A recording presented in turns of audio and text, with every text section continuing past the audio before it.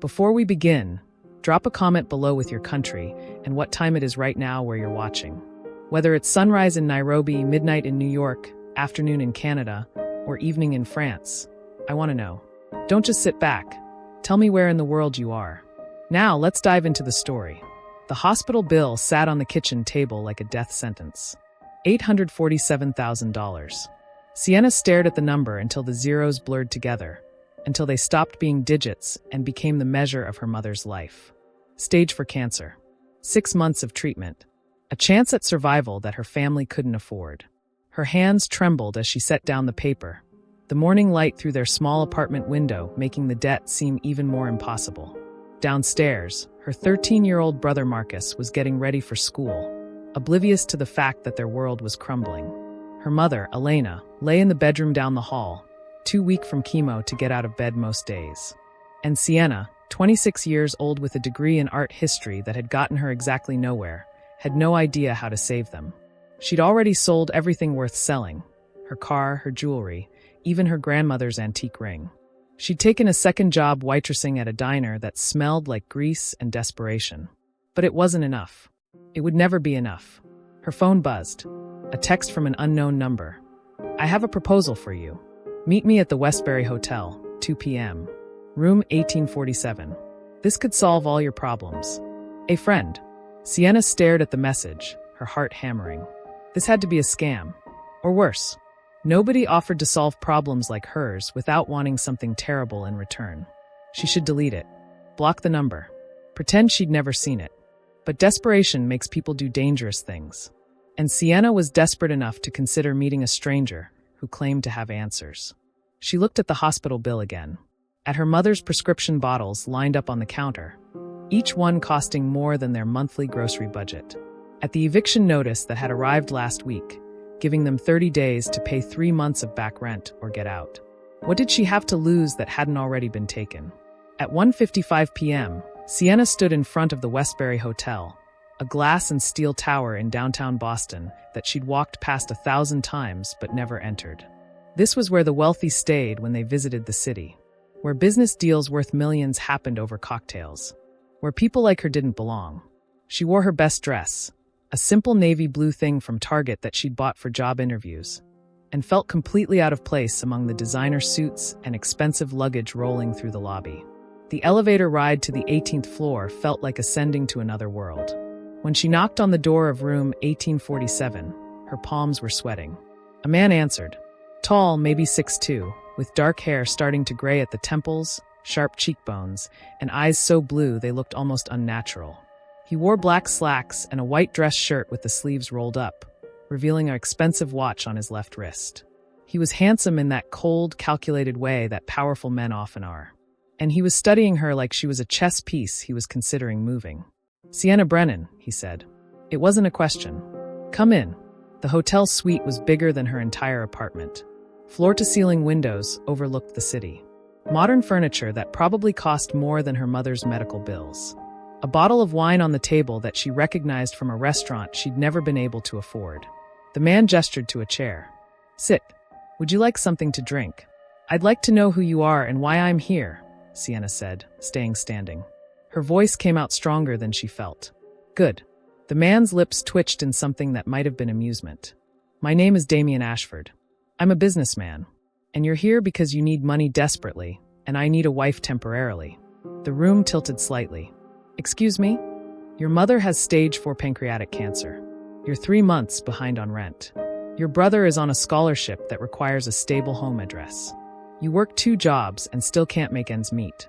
He said it like he was reading from a report, which Sienna realized with growing horror. He probably was. "You've been investigating me? I've been looking for someone specific. You fit the criteria." Damien walked to the window, hands in his pockets. "I need a wife for 6 months. A contract marriage. In exchange, I'll pay all your mother's medical bills, cover your rent, and give you an additional $200,000 when the 6 months are up." Sienna couldn't breathe. This was insane. This was why, she managed. Damien turned to face her, and something flickered in those cold blue eyes. Something that looked almost like pain. "That's my business. All you need to know is that this is a legal contract, a legitimate marriage in every legal sense, and at the end of 6 months, we'll divorce quietly. You walk away with your family saved and enough money to start over. I get what I need." He pulled a folder from the desk and held it out. "The contract. Read it. Think about it. But I need an answer by tomorrow morning." Sienna's hands shook as she took the folder. Inside were legal documents, medical payment guarantees, bank statements proving he had the money he was promising. This was real. This stranger was offering to save her mother's life in exchange for 6 months of her time. "What's the catch?" she asked. "There's always a catch." Damien looked at her for a long moment. "The catch," he said quietly, "is that you'll have to live with me, attend events as my wife, and convince everyone that we're in love. And you'll have to do it without asking questions I'm not ready to answer." The words hung between them. Sienna thought of her mother, of Marcus, of the bills piling up faster than she could breathe. "I'll read it," she said. "Good." Damien handed her a business card. "Call this number tomorrow morning. Yes or no. Either way, this conversation never happened." Sienna left the hotel in a daze, the contract burning a hole in her bag. She didn't know if she was walking toward salvation or straight into a nightmare. But as she passed a pharmacy and saw the price of her mother's medication in the window, she knew she was going to say yes. She just prayed she wouldn't regret it. Sienna didn't sleep that night. She sat at her kitchen table reading the contract over and over until the words blurred together. It was surprisingly straightforward. No hidden clauses, no demands for anything inappropriate, just a simple agreement. Marriage for 6 months, public appearances as required, shared living space, complete discretion. In exchange, Damien Ashford would pay every cent of her mother's medical bills, cover their rent for a year, and deposit $200,000 into her account when the marriage ended. The money would be held in escrow, released only after the full 6 months and a clean divorce. If she broke the contract early, she'd get nothing. If he broke it, she'd get double. It seemed too good to be true, which meant it probably was. At 3 a.m., Sienna finally gave up on sleep and went to check on her mother. Elena was awake too, sitting up in bed with the lamp on, reading a library book because they couldn't afford to buy new ones anymore. She looked so small in that bed, so fragile. The woman who'd raised Sienna alone after her father died, who'd worked 2 jobs to put food on the table, who'd never complained even when things were impossible. That woman was disappearing a little more each day. "Can't sleep, baby?" Elena asked, her voice raspy from medication. Sienna sat on the edge of the bed. "Just thinking. About money." It wasn't a question. Elena knew. She always knew. "I'm going to figure it out, Mom. I promise." Elena took her hand. "Sienna, I need you to listen to me. If the treatments don't work, don't. I need you to promise me you'll take care of Marcus. That you won't destroy your life trying to save mine." Tears burned Sienna's eyes. "You're not going to die. Everyone dies, sweetheart.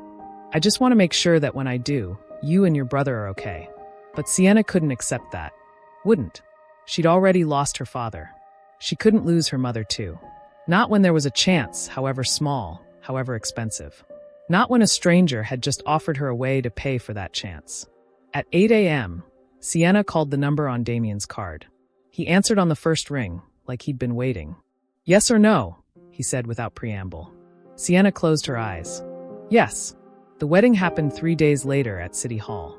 No guests, no flowers, no white dress or tearful vows. Just a judge, 2 witnesses Damien had hired, and legal documents that bound Sienna to a man she didn't know. She wore the same navy dress from the hotel meeting. Damien wore a charcoal suit that probably cost more than her car used to. When the judge asked if she took this man to be her lawfully wedded husband, Sienna looked at Damien's face and realized she couldn't read him at all. His expression was blank, controlled, giving nothing away. "I do," she said, and felt her life change direction like a train switching tracks. "I do," Damien echoed, and slipped a ring onto her finger. A simple platinum band that fit perfectly, because of course he'd somehow known her size. When the judge pronounced them husband and wife, Damien didn't kiss her. He just nodded once, shook the judge's hand, and led Sienna out of the courthouse into the September sunlight. "Your mother's first treatment is scheduled for tomorrow at Boston General," he said, checking his phone. "All bills have been transferred to my accounts. Your rent is paid through next year. The $200,000 will be deposited when we divorce." "That's it?" Sienna asked. "We're just married." "Legally, yes. Practically, you'll move into my house this weekend. I'll send a car for you and your belongings on Saturday morning. He glanced at her. Pack light. I have a stylist who'll provide you with an appropriate wardrobe.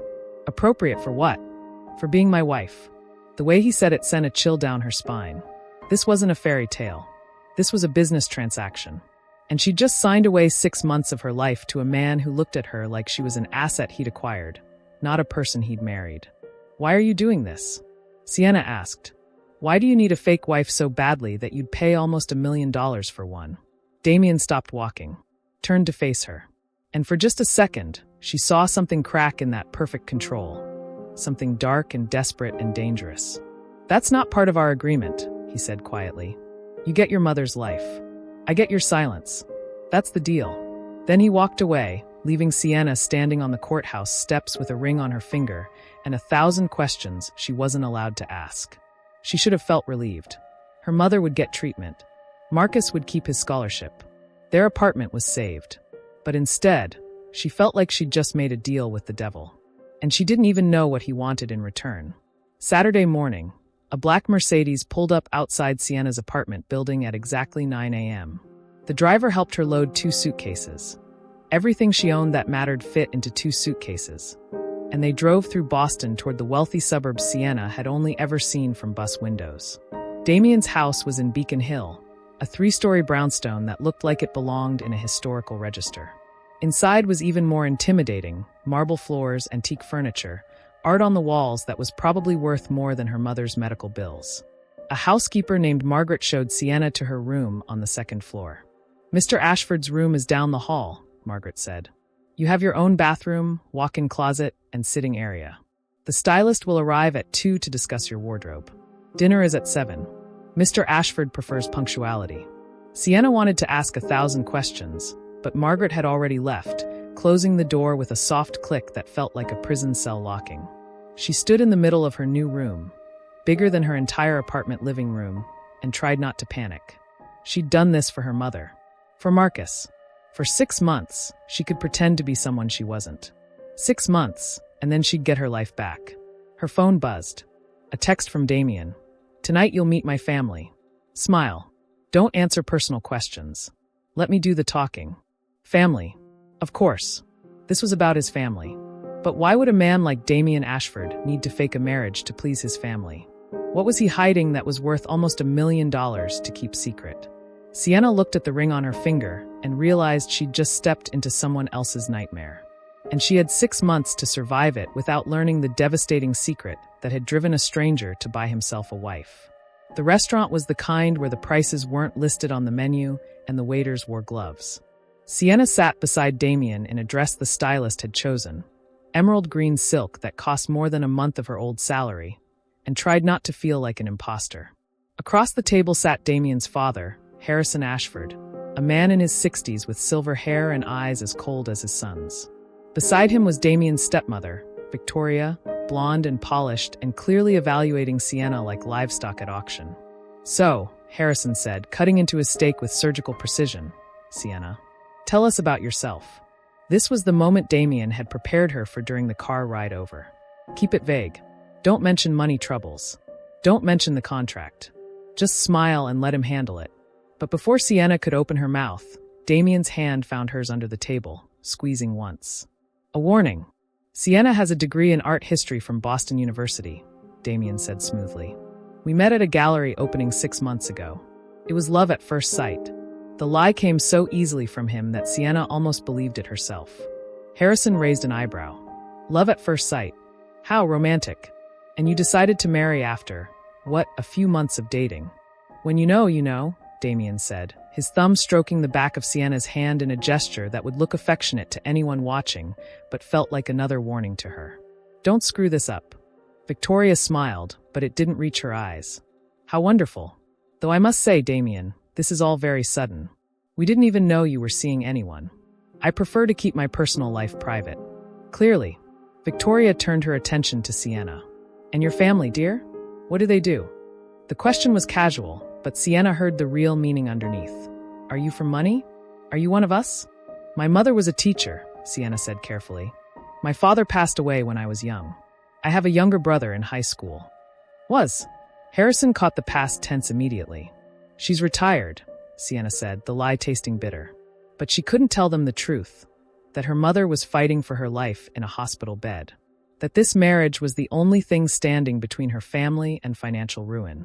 Victoria exchanged a look with Harrison that Sienna couldn't quite read. Then Victoria said, "Well, I suppose congratulations are in order. Though I do wish you'd had a proper wedding. The Ashford family has certain traditions." "We wanted something intimate," Damien said. His hand tightened on Sienna's. "But we'd be happy to have a reception later. Perhaps in the spring." "Perhaps," Harrison said. But his tone suggested he didn't believe a word of this story. Sienna wondered if he could see through them, if he knew this marriage was a sham. If he knew, what would he do about it? The rest of dinner was a careful dance of polite questions and practiced answers. Victoria asked about Sienna's plans for redecorating Damien's house. She had none. Harrison asked about their honeymoon. There wasn't one. Every answer felt like walking through a minefield, never sure which step would trigger an explosion. When dinner finally ended and they were back in Damien's car, Sienna let out a breath she didn't realize she'd been holding. "You did well," Damien said, his voice neutral. "Your father doesn't believe us." "My father doesn't believe anyone." Damien stared out the window at Boston's lights sliding past. "But he won't push. As long as we're legally married, that's all that matters." "Why does it matter?" Sienna asked. "Why do you need to be married so badly?" Damien's jaw tightened. "I told you. That's not part of our agreement." "Maybe it should be. I just lied to your family. I'm living in your house. I'm wearing your ring. I think I deserve to know what I'm really part of." For a long moment, Damien didn't answer. Then, so quietly she almost didn't hear him. "My father's will specifies that I must be married by my 35th birthday to inherit the family company. If I'm not, everything goes to my cousin Marcus, who will destroy in 5 years what my grandfather spent 50 building." Sienna's mind raced. "Your birthday. When is it?" "December 15th. 4 months from now." So that was it. Damien was buying 6 months because he had 4 months to prove he was married. And after he secured his inheritance, he'd divorce her and move on with his life. It was cold, calculated, completely transactional. Just like their marriage. "What happens if your family finds out this isn't real?" Sienna asked. "Then I lose everything. And you lose your money." He turned to look at her finally, and his blue eyes were hard. "So I suggest we both get very good at pretending." Back at the house, Sienna escaped to her room and called her mother. Elena sounded stronger already, one treatment down, hope creeping back into her voice. "How's married life?" Elena asked, teasing. Sienna looked at the ring on her finger. At the expensive dress she couldn't wait to take off. At the beautiful prison she was living in for the next 6 months. "It's fine, Mom. How are you feeling?" They talked for 20 minutes about nothing. Marcus's homework, Elena's nurses, the weather. Normal things. Safe things. Things that didn't require Sienna to explain that she'd married a stranger who looked at her like she was a chess piece, not a person. When she hung up, there was a knock on her door. Damien stood in the hallway, still in his suit pants but with his shirt untucked, looking more human than he had all night. "I have business events coming up," he said. "Galas, dinners, a charity auction next week. You'll need to attend as my wife. Margaret will make sure you have appropriate clothes. Anything else I should know?" Sienna asked, unable to keep the edge from her voice. "About what I'm supposed to be. About how to play the loving wife." Damien studied her for a moment. "You're angry. I'm exhausted. There's a difference. You're doing this for your mother," Damien said. "I'm doing this for my company. We both have our reasons. Let's not pretend this is anything more than what it is, a business arrangement." He was right. Of course he was right. But standing in that hallway, wearing a stranger's ring, and living in a stranger's house, Sienna felt the weight of the lie she'd agreed to carry. "Just tell me one thing," she said. "Your family. Are they dangerous? Am I safe here?" Something flickered across Damien's face. "You're safe from my family. I give you my word. And am I safe from you?" The question hung between them. Damien took a step closer, and Sienna's breath caught. For the first time, she noticed the scar on his left eyebrow, the faint lines around his eyes that suggested he didn't sleep well either. "I won't touch you," he said quietly. "This marriage is legal, but it doesn't have to be physical. You have your room. I have mine. That's how we'll keep it." He turned to leave, then stopped. "For what it's worth, Sienna, I'm sorry you're in this position. I'm sorry I'm the one who put you here. But I promise you, 4 months from now, when this is over, you'll walk away with your mother alive and enough money to start over. That's what matters. Then he was gone, and Sienna was alone with her guilt and her fear and her desperate hope that she hadn't just made the biggest mistake of her life. The charity gala was a week later at the Museum of Fine Arts. Sienna wore a black gown that clung to her like a second skin and diamonds that probably cost more than her college education. She stood beside Damien in a ballroom full of Boston's elite and tried to remember how to breathe. "Smile," Damien murmured in her ear, "and stay close to me." But staying close to him was harder than it sounded. People kept approaching, business partners, socialites, old friends of the family, and each one studied Sienna like they were trying to figure out what game Damien was playing. "Damien, darling." A woman in red silk air-kissed both his cheeks. "I heard you'd gotten married, but I had to see it to believe it. You, the eternal bachelor, tied down." She turned to Sienna with a smile that had claws in it. "You must be special." "She is," Damien said, and his arm slipped around Sienna's waist in a gesture that looked natural but felt choreographed. "Sienna, this is Veronica Hart. We went to Harvard together." "How romantic," Veronica said, but her eyes said she didn't believe it for a second. "Tell me, Sienna, how did you manage to catch our most elusive bachelor?" Before Sienna could answer, a man approached and interrupted. "Damien, we need to talk about the Thompson account." "Later," Damien said. "This is a charity event, Marcus." "Marcus?" Sienna's head snapped up. This was the cousin Damien had mentioned, the one who would inherit everything if Damien wasn't married. He looked like a younger, crueler version of Harrison, with the same cold eyes and calculating smile. "Oh, I don't think it can wait," Marcus said, then turned to Sienna. "You must be the new Mrs. Ashford. What a surprise. I didn't even know Damien was seeing anyone." "We kept it quiet," Sienna said, proud that her voice stayed steady. "How romantic," Marcus echoed Veronica's words, but coming from him they sounded like a threat. "Well, I hope you're ready for life in the Ashford family. It's not always easy being married to someone with so many responsibilities." He let the word hang there, loaded with meaning Sienna couldn't quite grasp. Then he walked away, leaving her shaken. "Don't mind him," Damien said. "Marcus is harmless." But Sienna had seen the look in Marcus's eyes. He wasn't harmless. He was a predator who'd just spotted a weakness. And she was it. The rest of the evening blurred together. Dancing with Damien, he moved like someone who'd had lessons, guiding her through the steps with cold precision. Making small talk with strangers. Pretending to be in love with a man she barely knew. By the time they left, Sienna's face hurt from smiling. In the car, she kicked off the painful heels and leaned her head against the window. "You did well," Damien said. Again with that clinical assessment, like she was an employee being reviewed. "Your cousin doesn't trust me," Sienna said. "Marcus doesn't trust anyone. He's going to dig into my background. Find out about my mother. About the money." Damien was quiet for a moment. "I've already taken care of it. If anyone looks into your family, they'll find a carefully constructed story. Teacher mother, deceased father, art history degree. Nothing about hospitals or bills. You covered our tracks. I protect my investments." The words stung, even though Sienna knew that's all she was to him. An investment. A means to an end. "I'm a person," she said quietly. "Not a stock portfolio." Damien turned to look at her, and for a second, something cracked in his expression.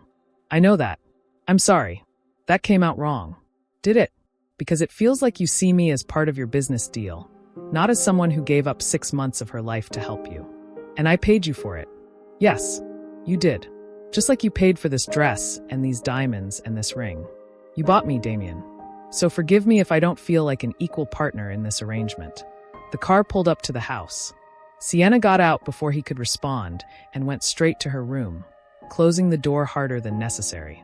She stripped off the expensive dress, washed off the makeup, and stood in her pajamas feeling more herself than she had all night. There was a knock. Soft. Hesitant. "Sienna." Damien's voice through the door. "Can I come in? It's your house." The door opened. Damien stood there, his tie undone, looking less like the cold businessman she'd married and more like a man who was tired of pretending. "I owe you an apology," he said. "You owe me several, but I'll take one for now." He actually smiled at that. A real smile, not the practiced one he wore for his family. "You're right. I've been treating you like an asset instead of a person. That wasn't fair." "No, it wasn't." Sienna sat on the edge of her bed. "I know I agreed to this. I know what the deal was. But I'm still human, Damien. I have feelings. And it hurts to be treated like I'm just a contract you signed. Damien ran a hand through his hair, a gesture of frustration she hadn't seen before. I'm not good at this. At people. At relationships. Even fake ones. Why? Because everyone in my life has wanted something from me. My father wants me to carry on the family legacy. Marcus wants me to fail so he can take what's mine. The women I've dated wanted the Ashford name and the money that comes with it. He looked at her. You're the first person who was honest about what you wanted. You needed money to save your mother. No games. No pretending. Is that why you chose me? Sienna asked. Because I was desperate enough to be honest? I chose you because when I had you investigated, every single person I talked to said you were kind. Loyal. Someone who'd do anything for the people you love. His voice softened. I needed someone who wouldn't try to make this real. Who would take the money and leave when it was over. But I didn't think about what that would mean for you. Living here. Pretending. I'm sorry. The apology sounded genuine. Maybe even painful. Sienna studied him, this stranger she'd married, and saw something she hadn't noticed before. Loneliness. Why don't you just date someone for real? She asked. Find someone you actually like and marry them instead of paying me to pretend? Damien shook his head. Because real relationships require trust. And I don't trust anyone. Not even yourself? Especially not myself. He stood to leave, then hesitated at the door. For what it's worth, Sienna, you're not what I expected. What did you expect? Someone harder. Someone who'd see this as a purely transactional arrangement and nothing more. And instead you got someone who cares about being treated like a human being. What a disappointment. But she said it with a smile, and he smiled back. Good night, Sienna. Good night, Damien. After he left, Sienna lay in bed staring at the ceiling and thinking about what he'd said. He didn't trust anyone. Not his family, not women he'd dated, not even himself. What had happened to make him that way? What secret was he hiding that had made him so desperate to secure his inheritance that he'd marry a stranger? And why did part of her suddenly care about finding out? Marcus showed up at the house 2 weeks later while Damien was at work. Sienna was in the library reading when Margaret showed him in, her expression carefully neutral, but her eyes worried. Mrs. Ashford, Marcus said with a smile that didn't reach his eyes. I hope I'm not interrupting. Of course not, Sienna lied, setting down her book. What brings you by? Just wanted to get to know my cousin's new wife. You left the gala so quickly, we barely had a chance to talk. He sat down without being invited, studying her like she was a puzzle he was determined to solve. Damien's told me almost nothing about you. How you met, your background, your family. It's like you appeared out of nowhere. Sienna's heart raced, but she kept her expression calm. We prefer to keep our private life private. How mysterious. Marcus leaned forward. You know, it's funny. I tried to look you up. Sienna Brennan. Art history degree from Boston University. But before 6 months ago, you barely have a digital footprint. No social media, no photos at gallery openings, no mention in any society pages. I'm not much for social media. Neither is your mother, apparently. Elena Brennan. Retired teacher. Though I can't find any record of where she taught. Or where she lives now. Or anything about your brother Marcus. The way he said Marcus, emphasizing the shared name, made Sienna's skin crawl. What exactly are you looking for? She asked. The truth. Marcus stood, walking to the bookshelf and running his finger along the spines like he owned the place. See, I think my cousin is up to something. And I think you're part of it. The question is, are you a willing accomplice, or did he trick you into this? I love Damien, Sienna said, the lie coming easier than it should have. That's all you need to know. Love. Marcus laughed. Damien doesn't love anyone but himself. Whatever he's told you, whatever he's promised you, he's using you. And when he's done, he'll throw you away just like he does everyone else. Before Sienna could respond, the front door opened. Damien's voice carried into the library. Sienna? I'm home early. He stopped in the doorway, taking in the scene. His expression went cold. Marcus, what are you doing here? Just getting to know my cousin's lovely wife. We were having a fascinating conversation about how the two of you met. The tension in the room was suffocating. Sienna, Damien said without taking his eyes off Marcus. Would you give us a moment? Sienna didn't want to leave them alone, but this clearly wasn't a request. She left the library but stayed in the hallway, close enough to hear. Stay away from my wife, Damien said, his voice low and dangerous. Or what? You'll do what, exactly? We both know you need this marriage. The question is why? What are you hiding, cousin? Get out of my house. I'll figure it out. Whatever secret you're keeping, whatever reason you had to marry a nobody from nowhere, I'll uncover it. And when I do, I'll make sure Father knows you violated the spirit of his will, even if you technically followed the letter. Footsteps. The front door slamming. Then silence. Sienna stepped back into the library. Damien stood by the window, his hands clenched into fists at his sides. "How much did you hear?" he asked. "Enough to know we have a problem." Damien turned to face her, and the fear in his eyes was almost shocking. She'd never seen him afraid before. "He's going to investigate you. Dig into your past. Find the holes in our story." "He already has," Sienna said. "He knows something doesn't add up. We need to be more careful. No more mistakes. No more. No more what? No more acting like humans? No more having conversations where we don't treat each other like strangers." Sienna crossed her arms. "Maybe that's the problem, Damien. Maybe we're so busy keeping this fake that people can tell it's not real." "What are you suggesting?" "I'm suggesting that if we want people to believe we're in love, we should probably start acting like we at least like each other." She took a breath. "Tell me something real. Something true. Give me one piece of you that isn't part of the contract." Damien stared at her for a long moment. Then, "My mother died when I was 12. Car accident. My father remarried 6 months later to Victoria, and I've hated him for it ever since. That's why I built my own company instead of just waiting to inherit his. Because I wanted something that was mine, not his." The confession hung between them, raw and honest. "I'm sorry," Sienna said softly. "About your mother. Don't be. It was a long time ago." But his voice said it wasn't. "It was yesterday. It was always yesterday. My father died when I was 10, Sienna said. "Heart attack. One day he was there, the next he wasn't. My mother had to work 2 jobs to keep us afloat. She never complained. Never remarried. Just loved Marcus and me with everything she had." She paused. "That's why I'm doing this. That's why I married you. Because she sacrificed everything for us, and this was my chance to save her." They stood in the library surrounded by books and secrets. 2 strangers who'd gotten married for reasons that had nothing to do with love. But for the first time, they weren't strangers anymore. They were 2 people who'd both lost parents too young, who'd both learned that love meant sacrifice, who were both pretending to be something they weren't. "We should go out," Damien said suddenly. "On dates. Real dates where people can see us. Build a history. Give Marcus less to be suspicious about." "Okay," Sienna agreed. "But real dates. Not just showing up at charity events. Actual dinners. Movies. Normal couple things. I don't know how to do normal couple things. Then we'll learn together." Damien almost smiled. "You're different than I thought you'd be. You keep saying that.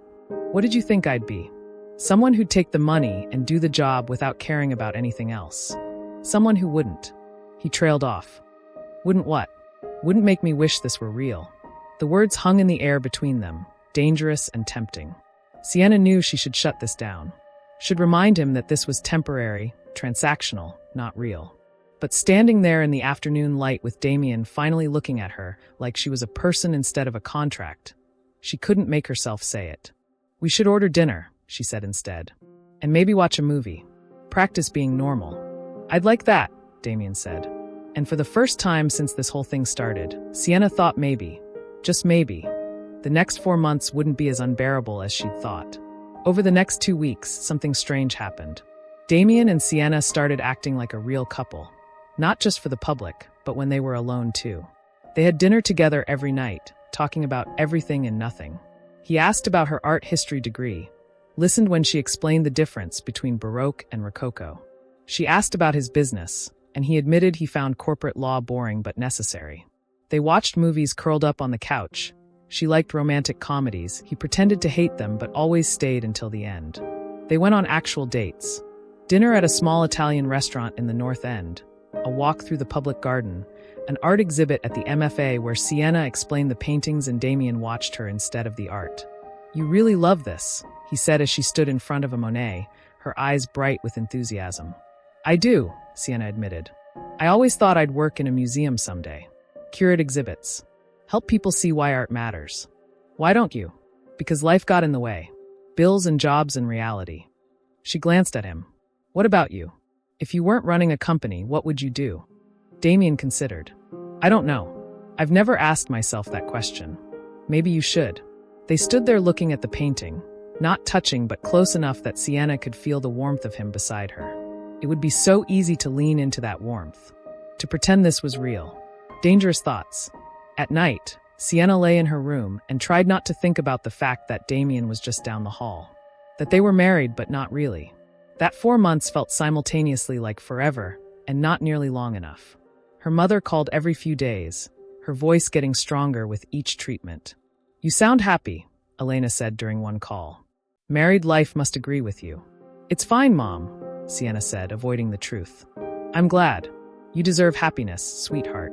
After everything you've done for me and Marcus, you deserve someone who makes you smile." Guilt twisted in Sienna's stomach. Her mother thought this was real. Thought Damien was someone Sienna loved. What would Elena say if she knew the truth? That her daughter had sold 6 months of her life to save her?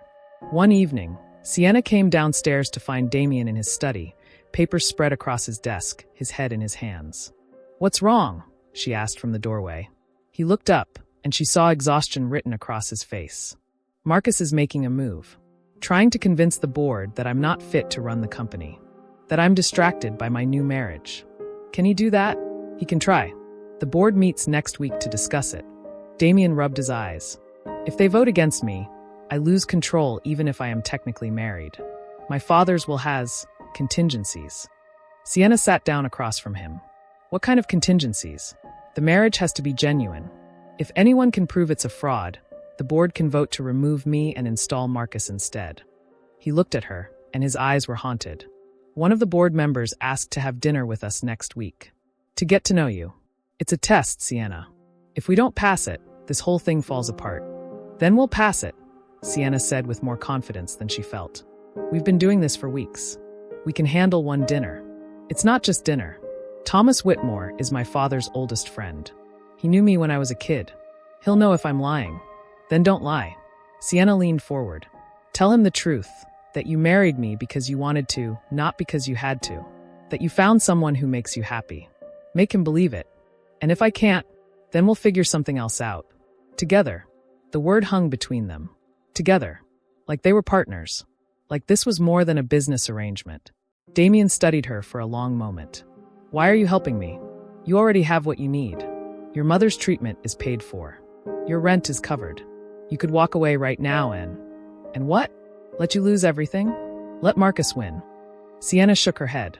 "We made a deal, Damien. I keep my end of bargains. Is that all this is? Keeping your end of the bargain." His voice was soft, dangerous. Sienna should have said yes. Should have reminded them both that this was temporary. Instead, she heard herself say, "I don't know anymore." The admission hung in the air. Damien stood, walked around the desk, and stopped in front of her. "Sienna, don't," she said, but she didn't move away. "Don't what?" "Don't admit that somewhere in the past month, this stopped feeling like a contract and started feeling like something else." "It can't be something else," Sienna whispered. "In 3 months, this ends. We divorce. I take my money and leave. That was the deal." "I know," but he didn't step back. "So why does it feel like I'm going to regret it when you do?" Sienna's heart hammered. This was dangerous. This was exactly what she'd been trying to avoid. But when Damien reached out and tucked a strand of hair behind her ear, his fingers lingering against her cheek, she couldn't make herself pull away. "We can't do this," she said. "I know. This isn't real. I know." But he leaned closer anyway, and Sienna's breath caught. "Damien." The door to the study burst open. Margaret stood there, her face pale. "I'm so sorry to interrupt, but there's an emergency. It's your father, Mr. Ashford. He's had a heart attack. They've taken him to Mass General." The moment shattered. Damien stepped back, his expression shifting from vulnerable to closed in an instant. "I have to go," he said, grabbing his jacket. "You don't have to come." "I'm coming," Sienna said. "I'm your wife. That's what wives do." He looked at her, something unreadable in his eyes. Then he nodded once, and they left together, racing through Boston toward the hospital where Damien's father might be dying. And Sienna realized with terrifying clarity that somewhere along the way, she'd stopped pretending. She actually cared. About Damien. About his family. About this life they'd built on a foundation of lies. God help her, she was falling for the man she'd married for money. The waiting room at Mass General smelled like antiseptic and fear. Sienna sat beside Damien while Victoria paced, and Marcus leaned against the wall, arms crossed, watching them with calculating eyes. "The doctors say it was a massive coronary," Victoria said, her voice shaking. "They're doing everything they can, but..." She didn't finish. Didn't need to. Damien sat rigid, staring at the floor, his jaw clenched so tight Sienna thought it might crack.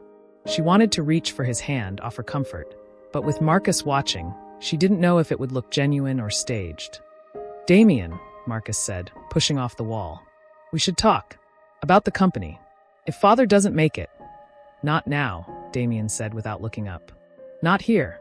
We have responsibilities. The board needs to know what's happening. Investors need reassurance." "I said not now." Damien's voice was sharp enough to cut. Marcus held up his hands. "Fine, but this conversation isn't over." He left, and the silence that followed was suffocating. Victoria sat down on Damien's other side. "I know you two don't always see eye to eye," she said quietly. "But your father loves you. You know that, right? Does he?" Damien's voice was hollow. "Because it's never felt like love. It's felt like expectation. Like disappointment every time I didn't live up to the Ashford legacy. He pushed you because he believed in you. He pushed me because he wanted me to be like him.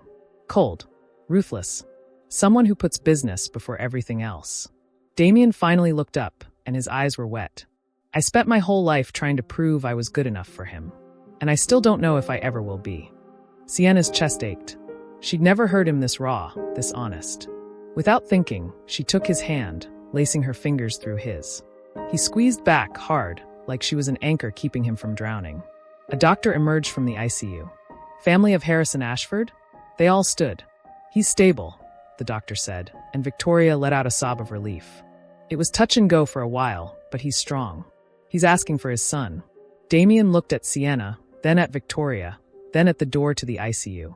"Go," Sienna said softly. "I'll wait here." Harrison looked small in the hospital bed, connected to machines that beeped steadily, monitoring his heartbeat.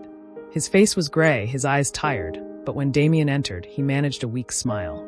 "They tell me I almost died," Harrison said, his voice raspy. "Close call." "Don't talk," Damien said, sitting in the chair beside the bed. "Save your strength." "Screw my strength. I need to say this while I can." Harrison coughed, winced. "I've been a terrible father." The words hung in the air. Damien didn't deny it. "After your mother died, I didn't know how to be a parent anymore. So I tried to make you into the son I needed for the business. Strong. Unfeeling. Someone who wouldn't get hurt the way I was hurt."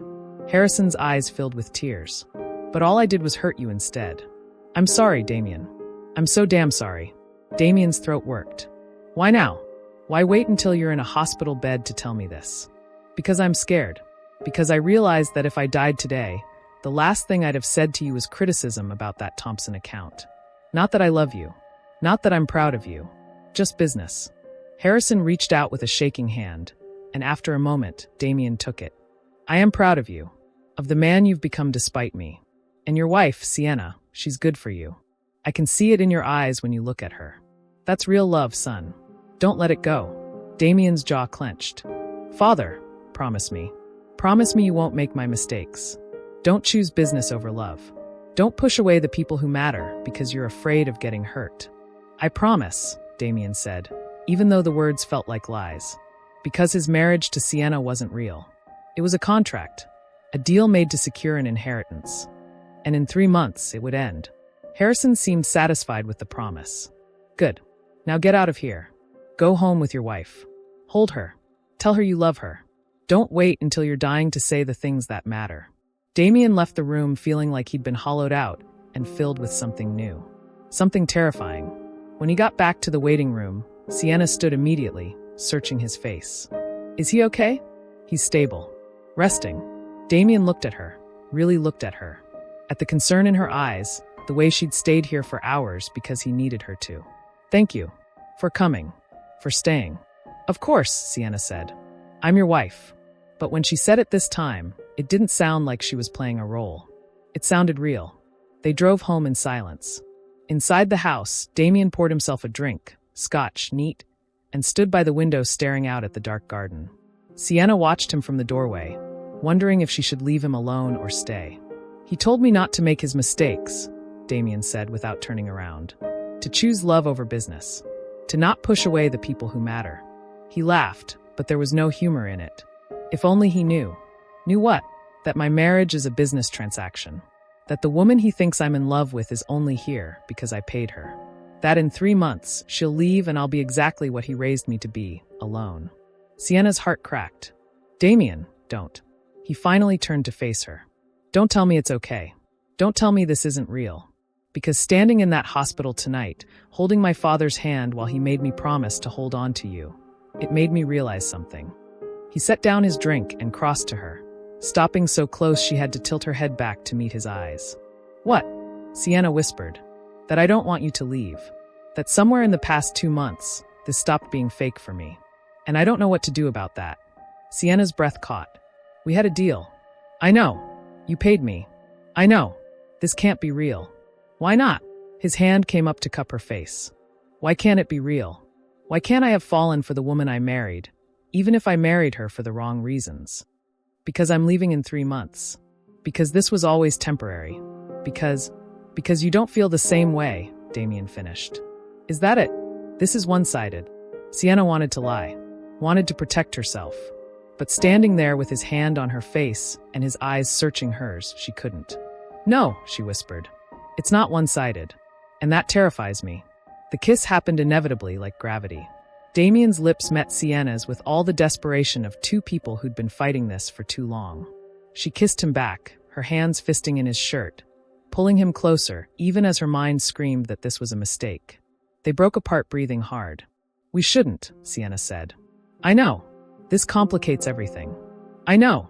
But Damien kissed her again anyway, and this time Sienna didn't pull away. She let herself feel it, the want, the need, the terrifying realization that this had become real somewhere along the way. When they finally separated, Damien rested his forehead against hers. Stay, he said. Not because of the contract. Not because of the money. Just stay. Sienna wanted to. God, she wanted to. But fear made her step back. I need to think, she said. About what? About whether this is real or if we're just confused. About what happens in 3 months. About, her phone rang. Her mother. Sienna answered, her heart still racing. Mom, is everything okay? Sienna. Elena's voice was strange. Tight. There's someone here. At the hospital. Asking questions about you and Damien. Sienna's blood went cold. What kind of questions? About how you could afford my treatment. About when you got married. About whether you were in a relationship before 6 months ago. Elena paused. Baby, what's going on? Who is this man? I'll be right there, Sienna said, already grabbing her keys. She hung up and turned to Damien. Marcus went to my mother. He's investigating us. Damien's expression hardened. I'll come with you. No. If you show up, it'll make it worse. Let me handle this. But when Sienna got to the hospital, it was already too late. Marcus stood in the hallway outside Elena's room, a satisfied smirk on his face. Sienna, what a coincidence. Get away from my mother. I was just having a lovely conversation with Elena. She's a remarkable woman. Strong. Honest. Marcus's eyes glittered. Unlike her daughter, apparently. What did you tell her? The truth. That I've been investigating Damien's sudden marriage and found some inconsistencies. Hospital bills paid by Ashford accounts. A timeline that doesn't quite add up. A love story that appeared out of nowhere. He leaned closer. I know what you are. A gold digger who saw an opportunity and took it. The question is, does your mother know? Sienna pushed past him into the room. Elena sat in her bed, her face pale, a printout of documents in her hands. Mom, is it true? Elena's voice shook. Did you marry Damien just so he'd pay my medical bills? Sienna's throat closed. She wanted to lie, but looking at her mother's devastated face, she couldn't. It's complicated. That's not an answer. Yes, Sienna whispered. We got married because he needed a wife to secure his inheritance, and I needed money to save your life. It was a business arrangement. Elena's eyes filled with tears. You sold yourself. For me. I saved you. There's a difference. And Damien? Does he know you're only with him for money? It's not like that anymore. Sienna stopped, realizing how pathetic it sounded. We're falling for each other. Or at least I think we are. I don't know. It's complicated. You've been lying to me for 2 months. Living a lie. Pretending to be happily married when it's all fake. Elena's voice broke. How could you do this? Because I love you. Because I couldn't let you die when there was a chance to save you. Because I'd do anything for you and Marcus, even marry a stranger. Elena looked at the papers in her hands. Medical bills with Ashford Enterprises letterhead, contracts Sienna had signed, evidence of the transaction their marriage had been built on. I wish you'd told me the truth. You would have said no. You would have refused the treatment. Maybe that should have been my choice, Elena said quietly. Outside the room, Sienna could hear Marcus on his phone, reporting back to someone. Probably the board. Probably Harrison, if he was awake. The secret was out now. Everything they'd built, everything they'd pretended to be, it was collapsing. Sienna's phone buzzed. Damien. Marcus called an emergency board meeting for tomorrow morning. They're going to vote on my position. I need you there. Another text, please. I know this is a mess, but I can't do this without you. Sienna looked at her mother, at the disappointment written across her face. Then at her phone, at Damien's plea for help. She'd made a deal. She'd promised 6 months. And despite everything, despite Marcus, despite the secret being exposed, despite her mother's tears, she wasn't ready to walk away. Not when Damien needed her. Not when she'd finally admitted to herself that this had become real. I have to go, Sienna said. There's something I need to do. Sienna, I love you, Mom. Everything I did out of love. I hope someday you'll understand that. Then she left, ignoring Marcus's smirk, ignoring the whispers of nurses who'd probably heard everything, ignoring the voice in her head that said she was making another mistake. She drove to Damien's house, their house, and found him in his study, surrounded by papers, preparing for the board meeting that could end everything. She knows, Sienna said from the doorway. My mother knows the truth. Damien looked up, and the exhaustion in his eyes made her heart ache. I'm sorry. So am I. Sienna walked in and closed the door behind her. What do we do now? The boardroom was intimidating. All dark wood and leather chairs, with portraits of past Ashford CEOs lining the walls like judges. Sienna sat beside Damien at the massive conference table, facing 12 board members who looked at her with varying degrees of suspicion and disapproval. Harrison was there, pale and weak but determined, sitting at the head of the table with an oxygen tank beside him. Marcus sat at the opposite end, looking like a cat who'd caught the canary. Let's get started, Harrison said, his voice still rough from the hospital. Marcus has called this meeting to discuss concerns about Damien's fitness to lead the company. Marcus, you have the floor. Marcus stood, pulling out a folder. Thank you, Father. As you know, your will stipulates that Damien must be married by his 35th birthday to inherit control of Ashford Enterprises. He fulfilled that requirement technically by marrying Sienna Brennan 6 weeks ago. He paused for effect. However, I've discovered that this marriage is a fraud. Gasps around the table. Damien's hand found Sienna's under the table, squeezing hard. That's a serious accusation, one board member said. Do you have proof? Marcus smiled and pulled out documents. Hospital bills for Elena Brennan, Sienna's mother, paid in full by Damien's personal account. A timeline showing that Damien and Sienna had no contact before the month they got married. Financial records proving that Sienna was 3 months behind on rent and drowning in debt before she met Damien. He slid the papers across the table. This wasn't a love match. It was a transaction. Damien paid Sienna to marry him, so he could fulfill the terms of the will. Which means the marriage is fraudulent, and according to the will's contingencies, he should be removed as CEO. The room erupted in discussion. Board members passed around the evidence, murmuring to each other. Sienna felt like she was drowning. Is this true? Harrison asked, looking at Damien. Did you pay her to marry you? Damien started to answer, but Sienna squeezed his hand and stood. Yes, she said clearly. It's true. Damien offered to pay my mother's medical bills if I agreed to marry him. I said yes because I was desperate and my mother was dying. More gasps. Marcus looked triumphant. So you admit it? I admit that's how it started, Sienna continued. But that's not how it is now. Yes, we got married for practical reasons. Yes, there was money involved. But somewhere along the way, something changed. She looked at Damien. I fell in love with my husband. Really in love. Not because of his money or his name or any deal we made. Because of who he is when he's not trying to be the perfect Ashford heir. Convenient, Marcus said. Of course you'd claim love now that you've been caught. Is it convenient? Or is it the truth? Sienna turned to face the board. Damien married me because he had to. Because his father put a condition in his will that was unfair and manipulative. He could have married anyone, someone from your social circle, someone whose family you'd approve of. But he chose me. Someone real. Someone honest about what she needed. She looked at Harrison. You told Damien not to make your mistakes. Not to choose business over love. Well, he didn't. He found a way to fulfill the terms of your will, while also finding someone who genuinely cares about him. Is that fraud? Or is that being smarter than the system you created? Harrison stared at her for a long moment. Then, surprisingly, he laughed. She's got guts. I'll give her that. Father, Marcus protested. She just admitted. She admitted that they got married for practical reasons and then fell in love. How is that different from half the marriages in this room? Harrison looked around the table. Most of us married for family connections, business mergers, social advancement. Should we all be declared frauds? The will specifically states, Marcus started. The will states that Damien must be married. It doesn't say anything about how that marriage starts or why. Just that it must be legal and genuine. Harrison turned to Damien. Is your marriage legal? Yes, sir. And is it genuine? Do you love this woman? Damien stood, his hand still holding Sienna's. I didn't at first. I married her because I needed to secure my inheritance. But yes, father. I love her. She's the first real thing in my life in years. And I'll be damned if I'm going to lose her because Marcus is jealous. The room went silent. Well then, Harrison said.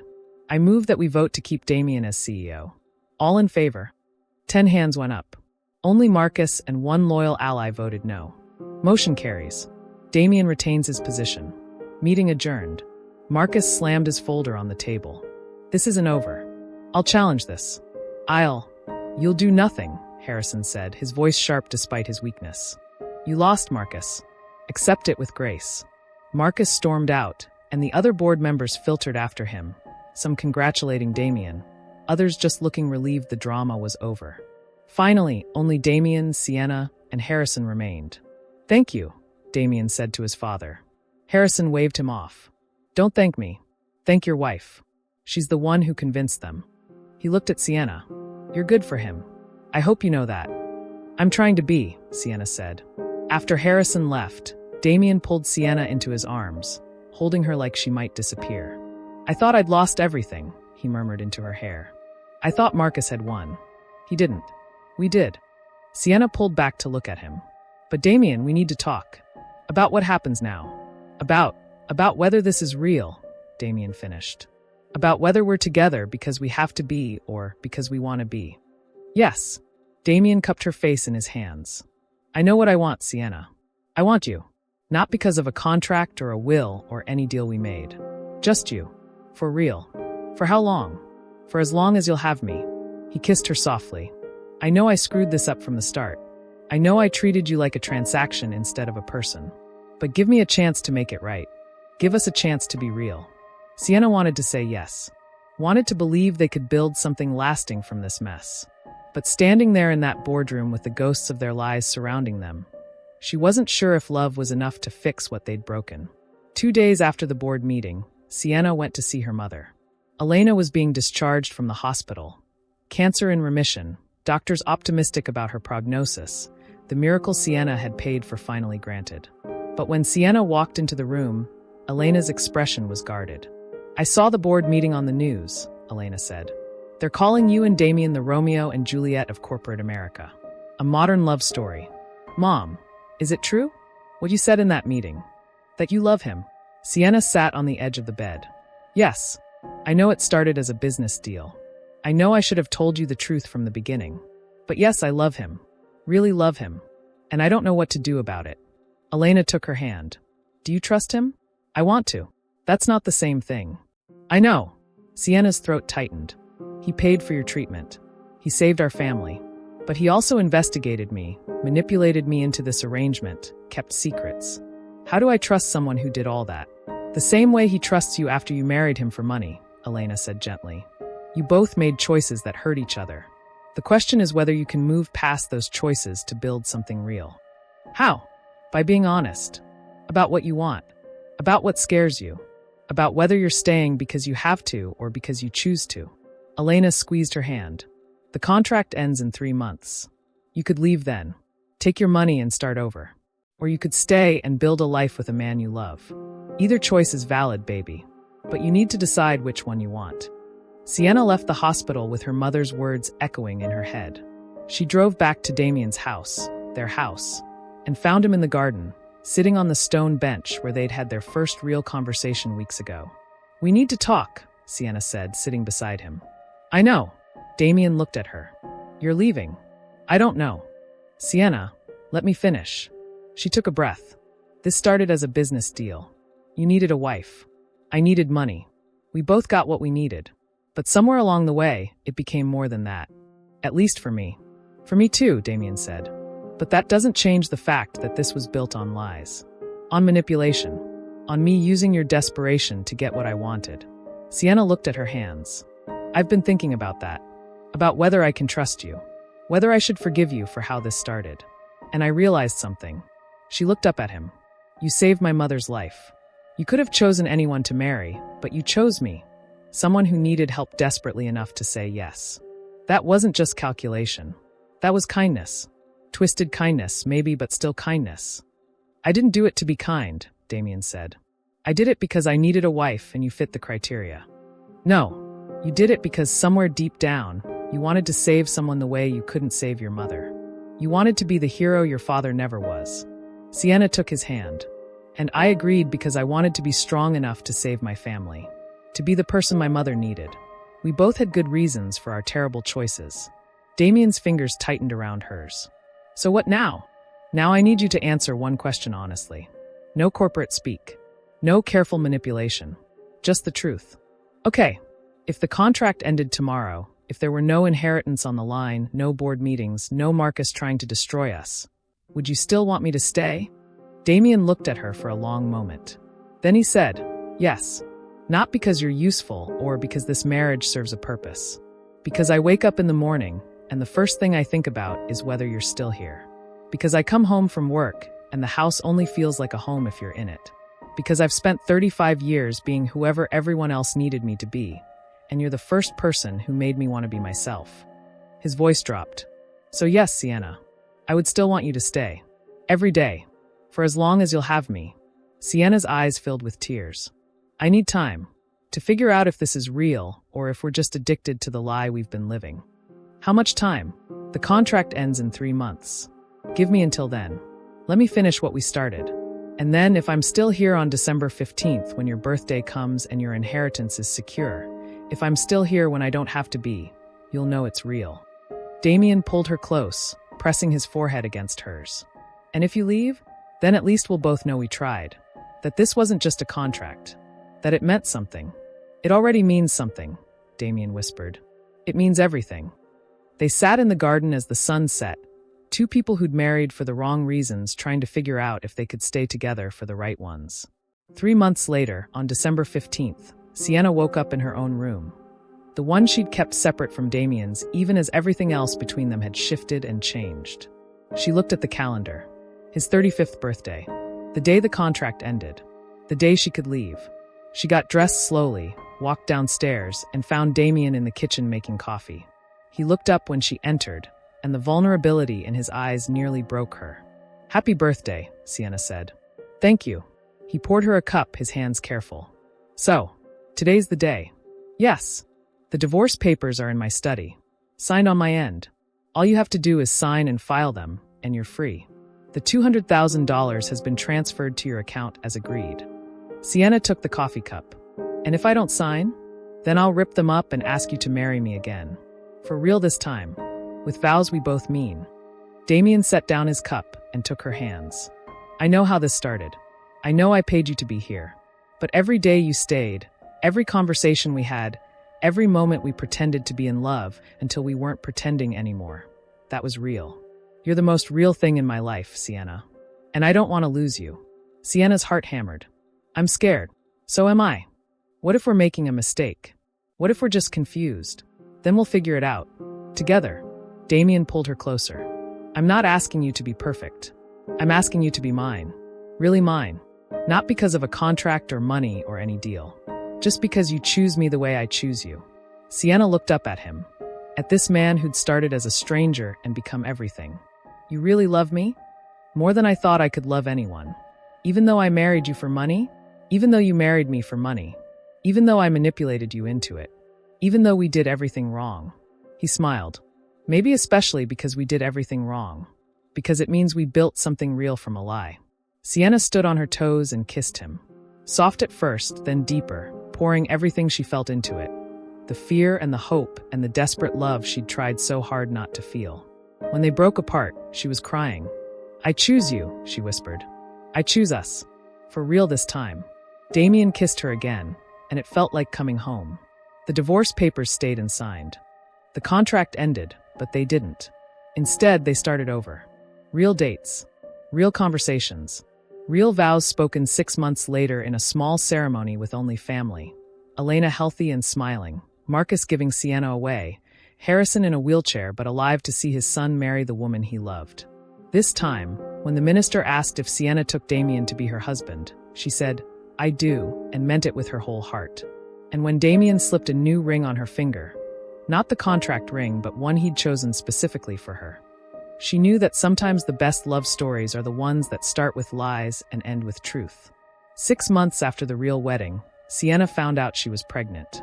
She told Damien in the same garden where they'd decided to try again, and he cried, actual tears, and held her like she was the most precious thing in the world.